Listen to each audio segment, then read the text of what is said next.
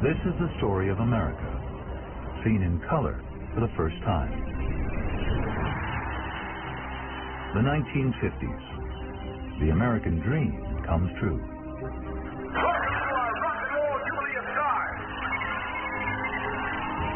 The country basks in an economic boom and stands at the pinnacle of world power. Yet it's also a time of fear, of the threat of war and enemies, abroad and at home. Even if there are only one communist in the State Department, there will still be one communist too many. A new battleground emerges, and a civil rights movement is born. For him to have died a hero would mean more to me than for him just to have died.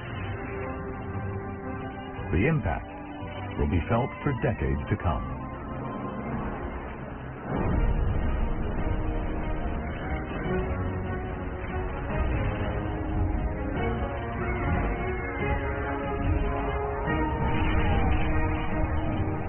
I want us to recapture that.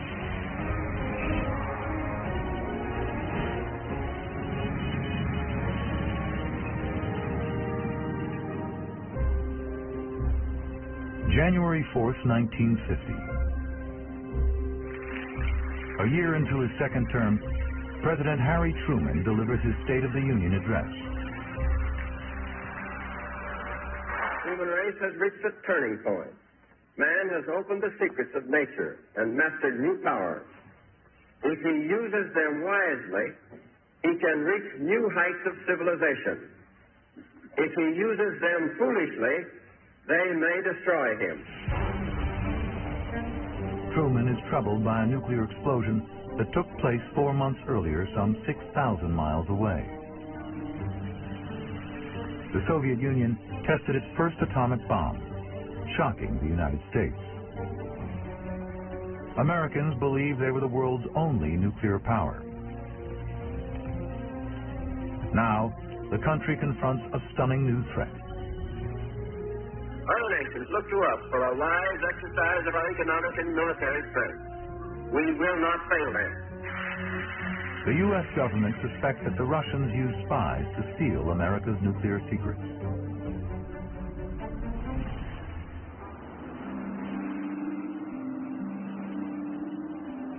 July 17, 1950, New York City. 32-year-old communist and former U.S. Army engineer Julius Rosenberg is taken into custody by the FBI. A month later, his wife Ethel is arrested too.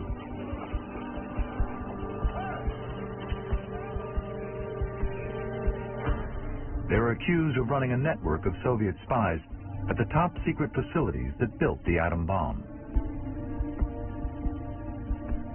Found guilty of betraying their country, they are sentenced to death. Some insist that the Rosenbergs are innocent.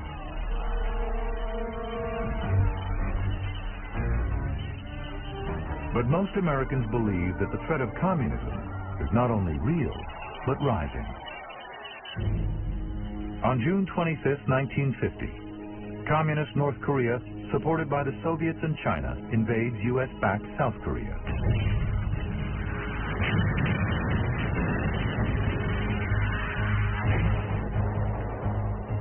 Truman sends American forces to defend South Korea, determined not to lose any more territory to the communists.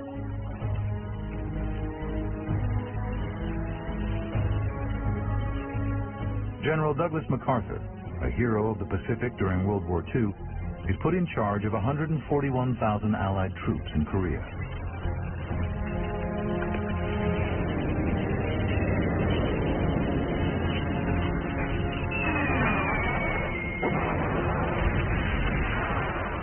In mid-September, MacArthur delivers a stunning victory at the Battle of Incheon, pushing the North Koreans out of the South.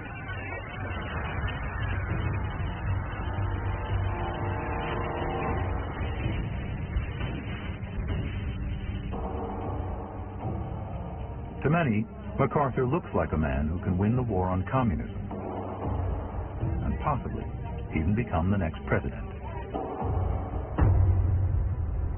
October 15th, Truman flies to Wake Island in the Pacific Ocean to meet with his imperious general.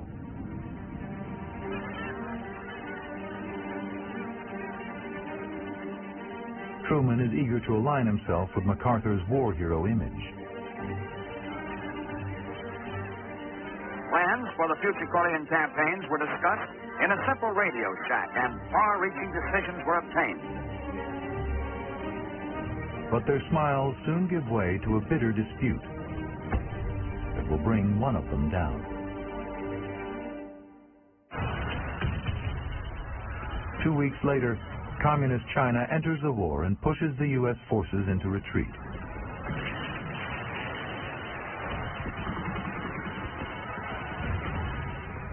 To retaliate, MacArthur demands authority from Truman to bomb China.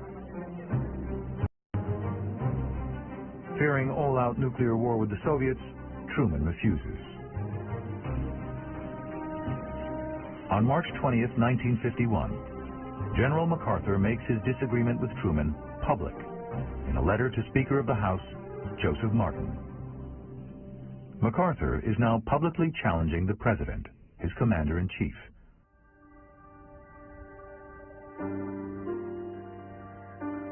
At stake, the principle of civilian control of the military enshrined in the Constitution. Their conflict comes to a head on April 11, 1951. The President addresses the nation. I believe that we must try to limit the war to Korea to prevent a third world war. A number of events have made it evident that General MacArthur did not agree with that policy. I have therefore considered it essential to relieve General MacArthur. Truman fires MacArthur. He's gambling that MacArthur's popularity will pass.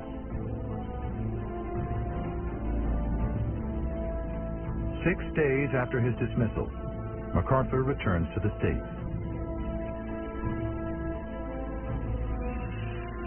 He addresses Congress as an American hero. But I still remember the refrain of one of the most popular barrack ballads of that day, which proclaimed most proudly that old soldiers never die. They just fade away. But MacArthur has no intention of fading away. On April 20th, 1951, New Yorkers turn out for a parade in his honor.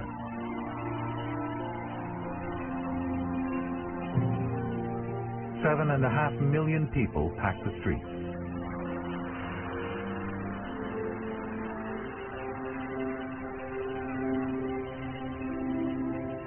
Truman, seen here taking his daily walk around Washington, is an embattled president. The war in Korea is unpopular, and issues on the home front all lead to a plummet in his approval rating to 22%. The lowest number since records began. But Truman and his Democratic Party have an ace up their sleeves. 6 years after the end of World War II, America is wealthier than ever. 2/3 of Americans now live in urban areas, attracted by booming job markets. But city living space is at a premium. Marriage rates among the returning war veterans are soaring. Nearly 4 million baby boomers are being born each year. These new young families soon start to look for space outside the city.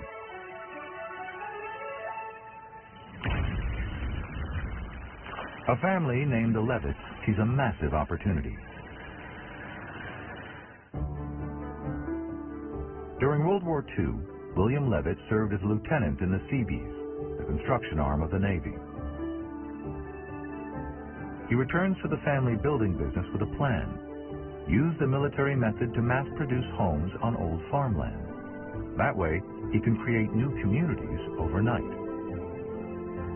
We had to build houses for people to live in. We had to build a water system and a sewer system.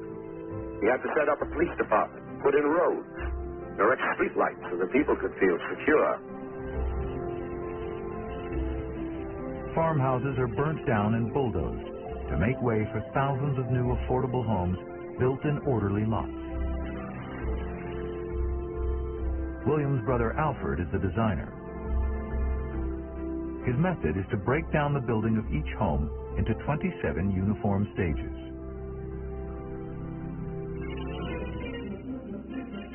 Stop-motion footage shows an entire house being put up in a single day. Construction workers are each trained to do just one stage.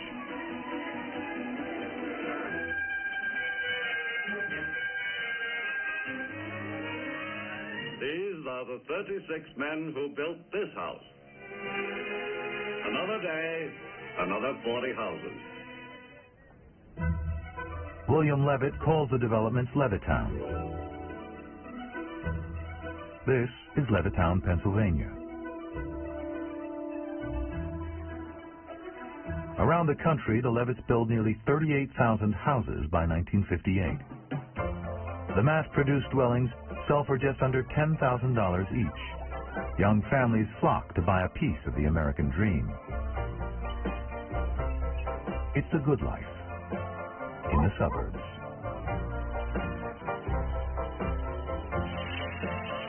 But the shadows of communism and the atomic bomb are never far away. Las Vegas, Nevada, March 1953.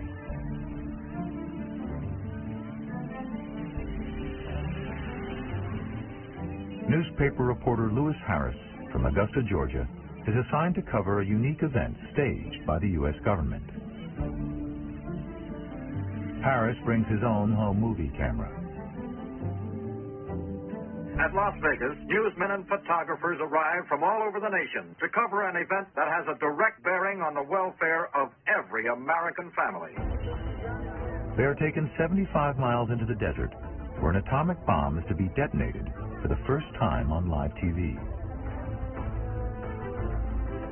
The test will record the effects of an A-bomb on the average American home. 50 cars and 2 wooden frame houses are placed within the blast zone.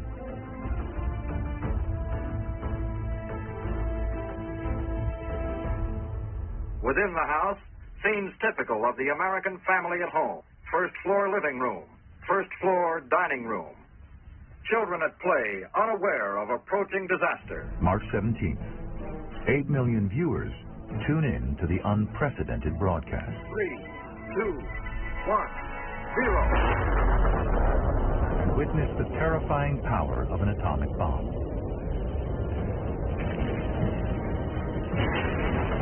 Harris captures this rare amateur footage of the devastating blast.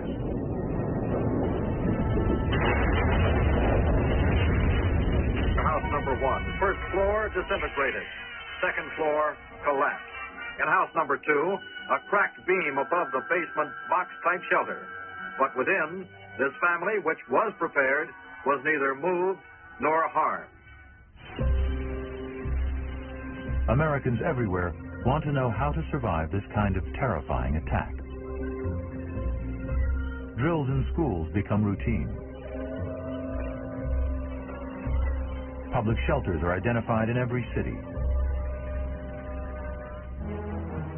January 20th, 1953. The victorious World War II General Dwight D. Eisenhower is inaugurated as President of the United States. I, Dwight D. Eisenhower, do solemnly swear that you will faithfully execute the office. He promises to end the war in Korea. This conflict strikes directly at the faith of our fathers and at the lives of our sons. We wish our friends the world over to know this above all. We face the threat not with dread and confusion, but with confidence and conviction. 7 months later, With Soviet leader Joseph Stalin dead and enemy forces in Korea exhausted, Eisenhower forces an armistice and brings the troops home.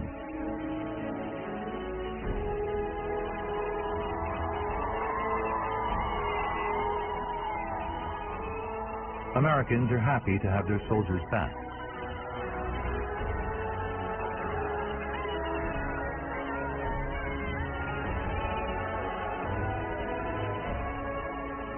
Though Eisenhower has held off the threat of communism overseas, fear of the Reds inside America is growing steadily worse.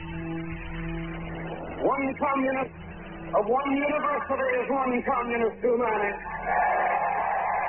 Since 1950, Wisconsin Senator Joseph McCarthy has been accusing the government and leading universities of harboring communists. One communist among the American advisors at Yalta was one communist too many. At the 1952 Republican National Convention, he inflamed fears that domestic communists are secretly plotting to betray America. Even if there are only one communist in the State Department, there will still be one communist too many. McCarthy is ambitious and ruthless.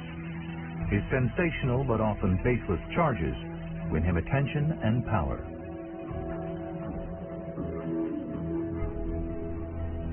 In January 1953, as Republicans take control of the Senate, he becomes chairman of a committee that can compel people to testify. McCarthy runs his investigations in parallel with the House Un-American Activities Committee, which has been hunting for communists since the 1930s. Have you ever been a member of the Communist Party? I'm claiming my answer in the only way in which any American... Its most celebrated targets are a group of actors, writers, and directors called the Hollywood Ten. Refuse to answer that question, is that correct? Stars come east to stand up to the committee, including actors Humphrey Bogart and Lauren Bacall. One of the first to speak is Ronald Reagan.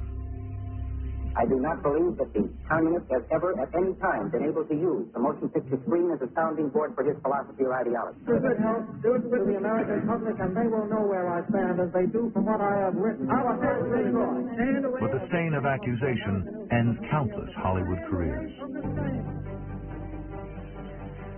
In early 1954, with his power at its peak, Senator McCarthy takes again.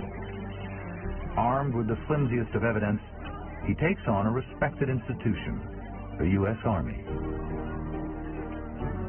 He claims it is infiltrated by communists and that senior officers are turning a blind eye. He is a stupid, arrogant, or witless man in a position of power, appears before our committee, and is found aiding the Communist Party. He will be exposed. The fact that he might be a general places him in no special class as far as I'm concerned. The explosive charges trigger public hearings in the Senate. Live TV coverage provides millions of Americans with their first sustained look at the crusading senator and his bare-knuckle methods. From this committee, activities may well determine whether this nation will live or die. I want to make it clear that the United States Army does not coddle communists. This committee knows that. The American people know that. For over a month, McCarthy and his team exchange fire with the Army's counsel. You shouldn't do that, Mr. Simonson. That's just dishonest. That's the same thing that the Communist Party is doing too long. Apparently, every time anybody says anything against anybody working for Senator McCarthy, he is declaring them and he accuses them of communism. He runs away. He won't answer the question. June 9th, 1954. A lawyer for the Army, Joseph Welch, demands that McCarthy's staff release its secret list of alleged Army subversives.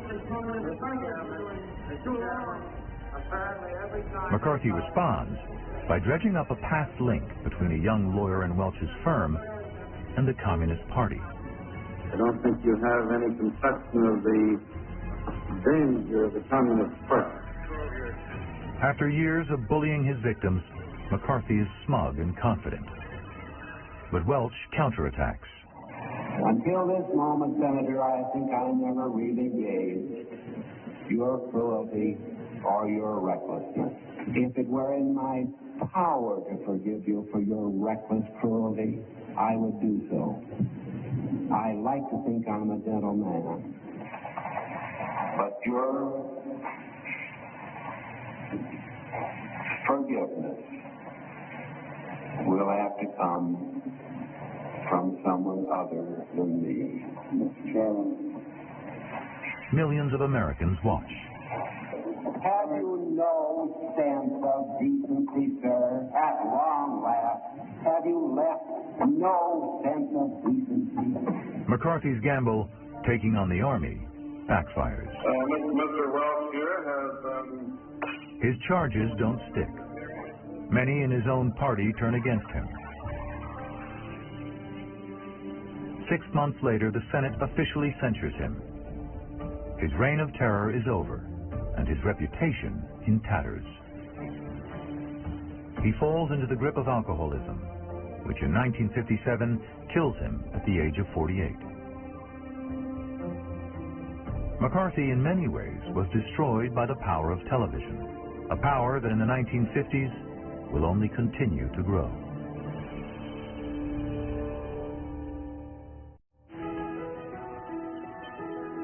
By 1954, over half of American homes contain a television set.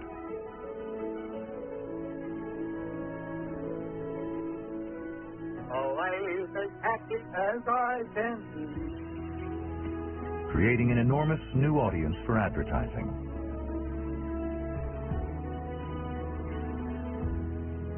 Two, one, and we're on the air.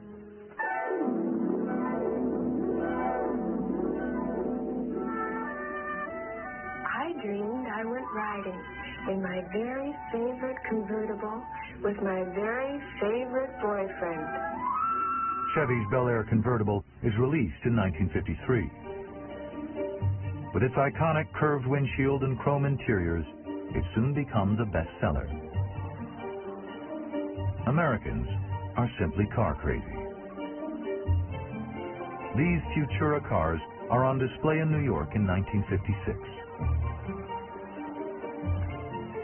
Americans now own over 3/4 of the world's automobiles.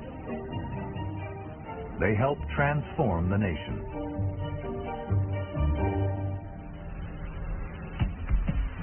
The New Jersey Turnpike is one of America's first 4-lane highways. All 118 miles of it are built in just 23 months, opening in 1952. The New Jersey Turnpike can face any new trials by traffic with confidence that it has paved the way to a new age in road building. The road is designed with as few curves as possible and lanes 2 feet wider than usual to allow speeds of up to 75 miles per hour. This high-speed road changes the face of American transportation. The pressing need today is to extend the turnpike from the state of New Jersey throughout the country in a national network of superhighways built speed and comfort. President Eisenhower champions plans to spend $27 billion on 40,000 miles of new interstate highways that will take 35 years to complete. The network continues to expand today. This vast new road network enables people to drive further and faster than ever before. But these roads may also be good for military use. Many overpasses are 17 feet high, which allows clearance for nuclear missile transporters. Eisenhower is preparing America for a foreign attack. But danger also looms from a bitter battle here at home over civil rights. In 1954, in the South, racial segregation is still mandated by law. Blacks must use separate facilities, which whites say are still equal. But African Americans, in fact, are treated as second-class citizens.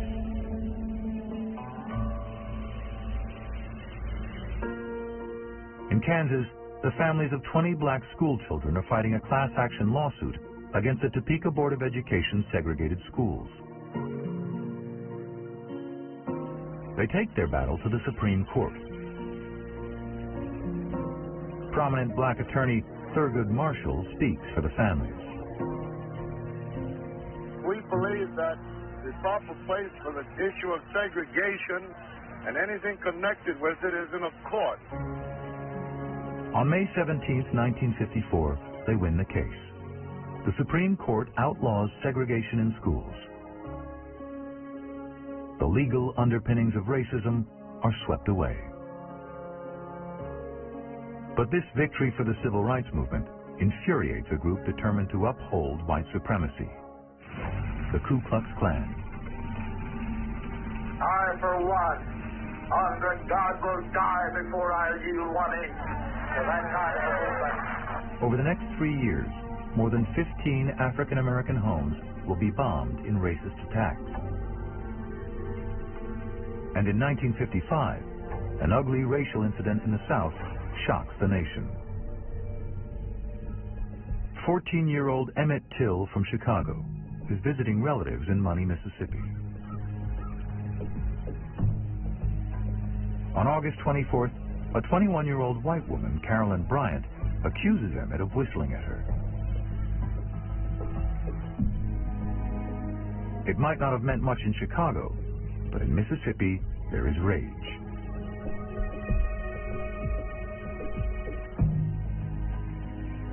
Two white men kidnap Emmett. They take him to a riverbank where he is beaten, shot, and killed.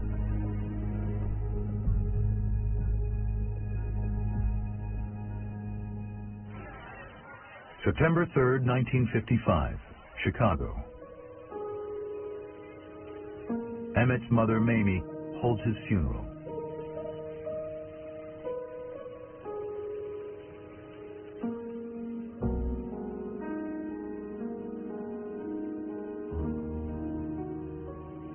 If the death of my son can mean something to the other unfortunate people all over the world, then for him to have died a hero would mean more to me than for him just to have died. It takes 3 days for all who have come to make their way through the church.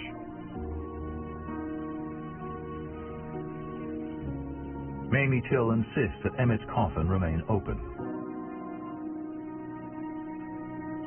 She wants the world to see just what was done to her son.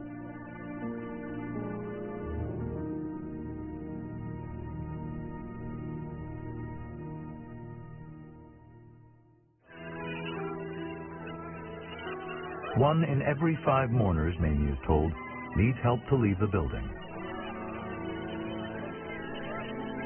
The shocking scenes are shown on national television.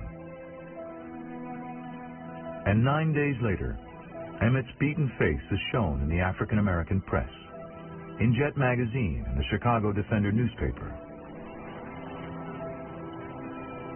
The image horrifies America.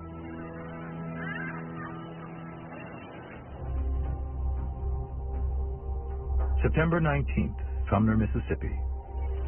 The 2 men accused of murdering Emmett are Carolyn Bryant's husband, Roy, and his friend, J.W. Milam. The trial is covered on national television.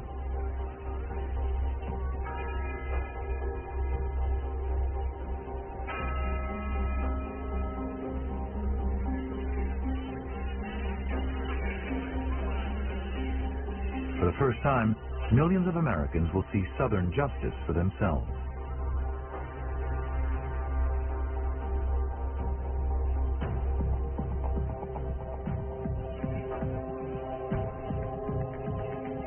The trial lasts for only 5 days. The all-white jury deliberates for 67 minutes.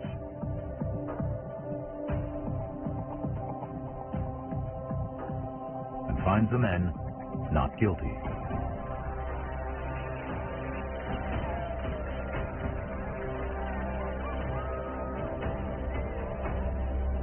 4 months later, in a Look magazine interview for which they are paid $4,000, Bryant and Millam both admit to the murder. But the double jeopardy rule means they cannot be tried again. They are never punished for their crime.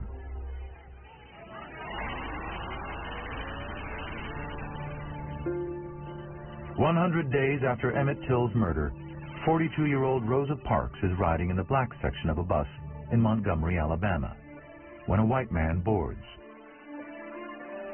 All the white seats are taken. The driver demanded that I give this seat up to a white man. I didn't feel that I was being treated as a human being. I refused to give up this seat. I said no, and I wouldn't give it up. Parks says later, "I thought of Emmett Till. I just couldn't move." She is arrested, found guilty of violating segregation laws, and fined $10. Her defiant action inspires black people to protest segregation on the buses by refusing to ride them. Many blacks in Montgomery walk miles to work each day. Images of empty buses and peaceful protesters on national TV recruit many to the cause of equal rights. The bus boycott continues for more than a year.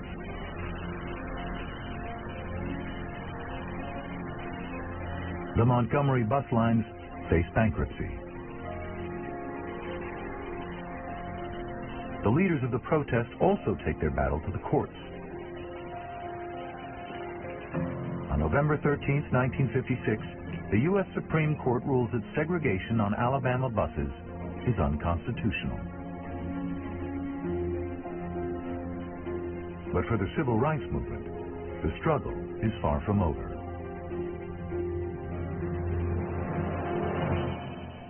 And here he is in person, Alan Freed.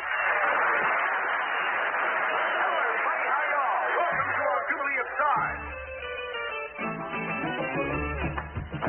Cleveland radio DJ Alan Freed rockets to fame and movie stardom by playing rhythm and blues, traditionally African-American music.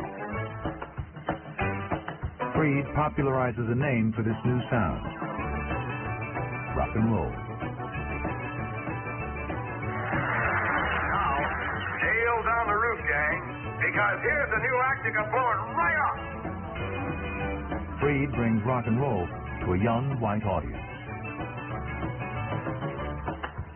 But to make the big bucks, music producers want a white face to front the new African-American sound.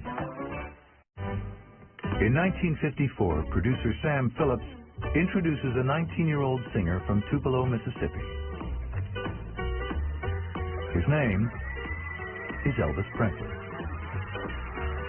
By 1956, his Heartbreak Hotel sells 1 million records and stays at #1 for 7 weeks. The power of rock and roll becomes unstoppable. Ed Sullivan hosts the most popular show on television. His musical taste, middle of the road. Good evening, ladies and gentlemen. Your Mercury dealer. But on September 9th, 1956, he puts rock and roll's biggest new face in front of America. His #1 TV variety show, starring the nationally syndicated columnist of the New York Daily News, Ed Sullivan. Elvis Presley simply cannot be denied. This is the first time this footage has ever been seen in color. Thank you, Mr. Lawton. Ladies and gentlemen. Wow. This is probably the greatest honor that I've ever had in my life. There's not much I can say except it makes you feel good. This is the most watched show of the decade, bringing in 60 million viewers. The popularity of Elvis and rock and roll explodes. The new teenage music upsets many American parents. But some teenagers are rebelling in a more idealistic way, daring to confront bigotry and violence. It's 1957, 3 years since the Supreme Court ordered that black and white students should be taught together. But in the South, the vast majority of schools are still segregated. In the summer of 1957, the NAACP selects 9 black students to enroll at the all-white Central High School in Little Rock, Arkansas.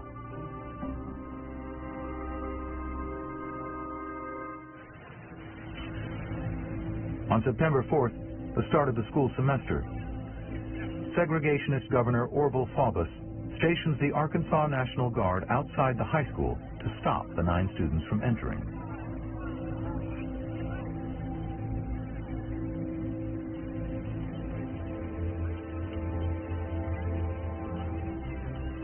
The guardsmen are joined by an angry mob of white parents and students.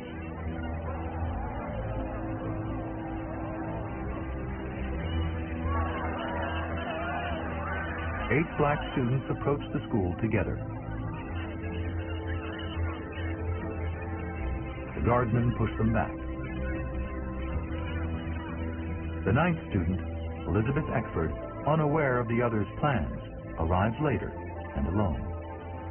She is followed by an angry crowd. As she retreats, Will Counts, the photographer for the Arkansas Democrat newspaper, takes these iconic photographs.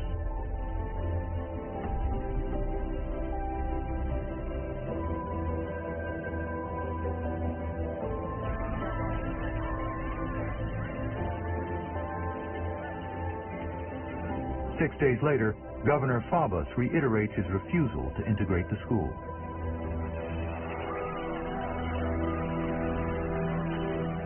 If the federal government moves into Arkansas by force, or in any other manner, then we will have lost our last right of local self-government. Angry protests continue outside Central High School. If blood has been shed, my conscience will be clear, but I will weep for my people. For 3 weeks, the 9 students stay at home. Going to school is too dangerous.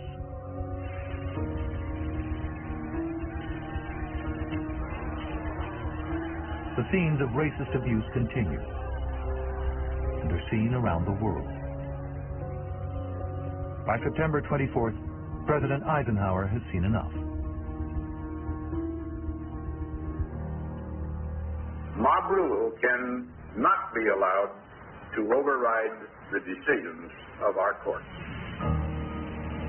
Eisenhower federalizes the Arkansas National Guard, taking control away from the governor.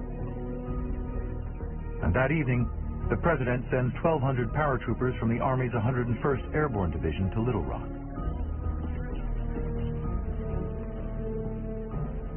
At 7 the next morning, the 9 students are transported to Central High School in an Army vehicle.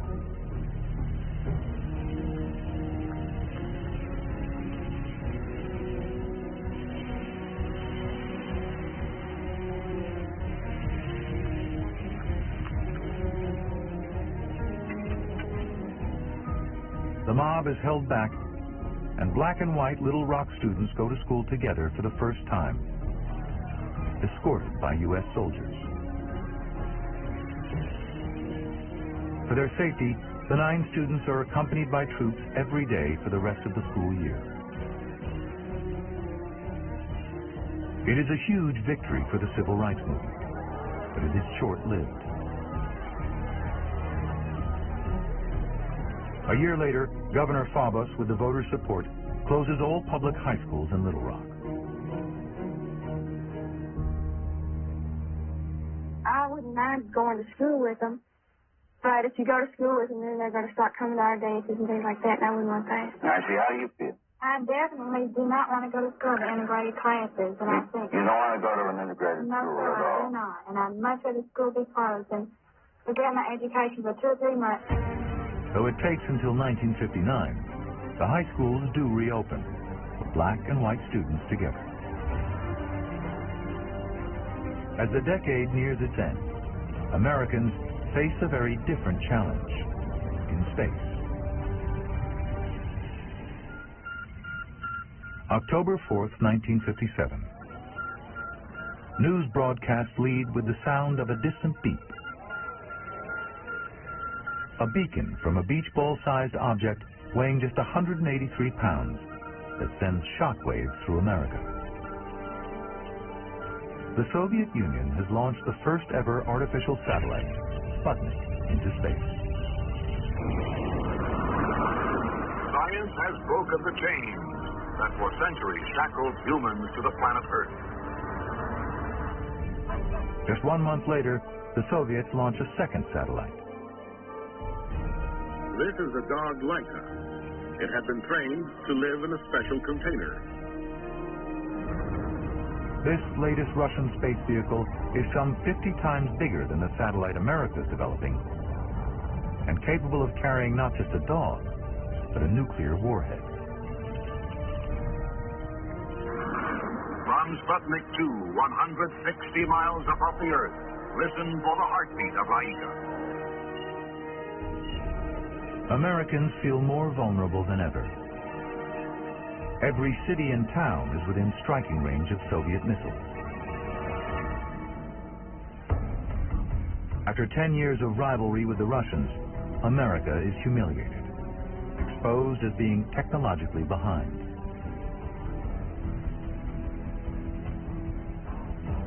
America, it seems, is losing the Cold War. A month after Sputnik 2, the U.S. rushes to launch its own satellites on an unproven rocket.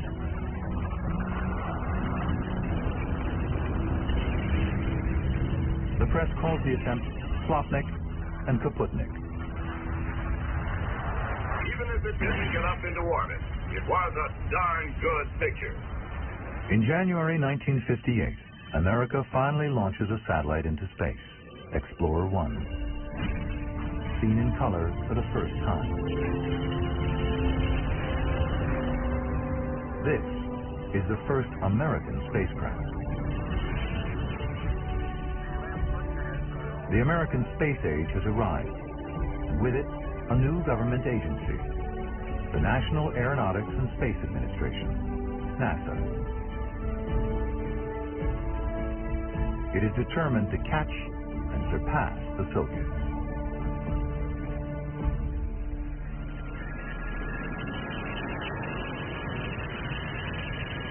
First, NASA has to find Americans with the courage and talent to go into space. The nation's test pilots push the limits of technology and human bravery every day. On average, one dies every week. Propelling these daredevils to test the limits of speed is the X-15, the fastest plane ever built. Roger, Jenner. Okay, here we go with my countdown.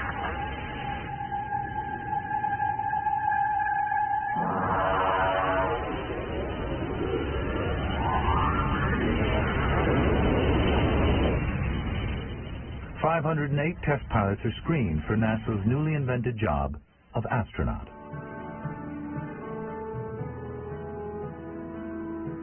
.36 are chosen to compete for a handful of coveted slots.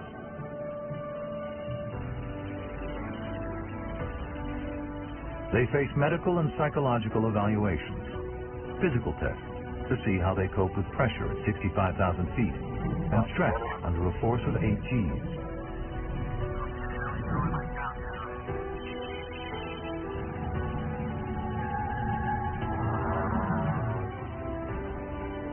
On April 9, 1959, NASA Administrator Dr. Keith Glenning introduces the world to 7 men.